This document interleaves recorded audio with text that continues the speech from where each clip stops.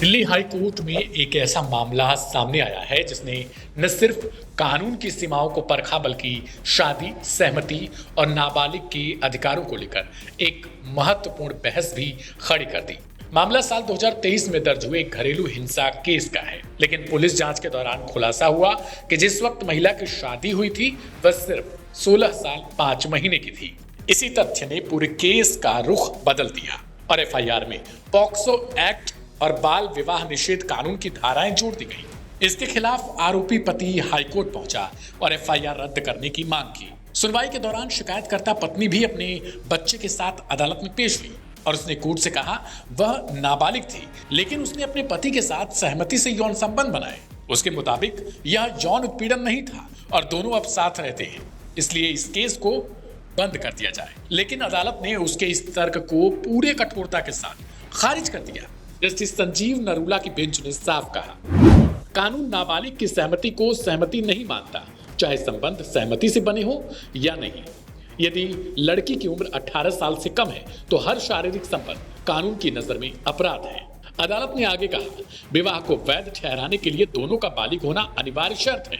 यदि विवाह के समय लड़की नाबालिग थी तो न तो विवाह वैध कहा जा सकता है और न ही सहमति के किसी भी तर्क को स्वीकार किया जा सकता है। यौन सहमति की आयु संसद द्वारा 18 साल तय की गई है। अदालत इसका उल्लंघन नहीं कर सकती, भले ही आज पति पत्नी साथ रह रहे हों और एक बच्चा भी हो, लेकिन कानून किसी नाबालिग की सहमति को कभी स्वीकार नहीं करता, क्योंकि यह पूरी व्यवस्था बाल संरक्षण के सिद्धांतों पर आधारित है।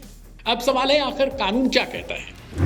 दरअसल कानून के मुताबिक पॉक्सो एक्ट में 18 साल से कम उम्र की लड़की के साथ किसी भी प्रकार का यौन संबंध कंसेंट होने पर भी अपराध माना जाएगा। बाल विवाह निषेध कानून के तहत नाबालिग आय में विवाह करना और करवाना दोनों कानूनन दंडनीय अपराध है। संसद की स्पष्ट नीति नाबालिग की सहमति को कानूनी वैधता नहीं मिल सकती है।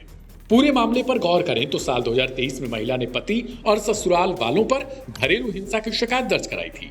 जांच में सामने आया कि उसकी शादी उस वक्त हुई जब महिला 16 साल 5 महीने की थी।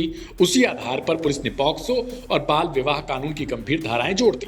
सुनवाई के दौरान पत्नी ने अदालत से भावनात्मक अपील भी की कि वह अब बालिग है, उसका एक बच्चा है और परिवार को टूटने से बचाने के लिए केस रद्द कर दिया जाए। लेकिन अदालत ने कहा, यह मामला सिर्फ पति पत्नी के आपसी तालमेल या सामाजिक स्थिति का नहीं, बल्कि गंभीर संवैधानिक और कानूनी सवालों का है।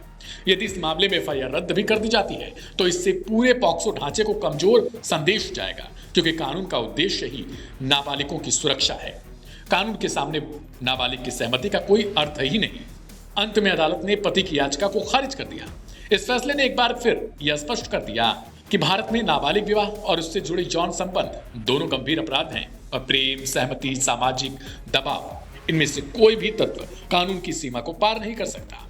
कोर्ट के इस फैसले पर आपकी क्या राय है? कमेंट बॉक्स में जरूर लिखें।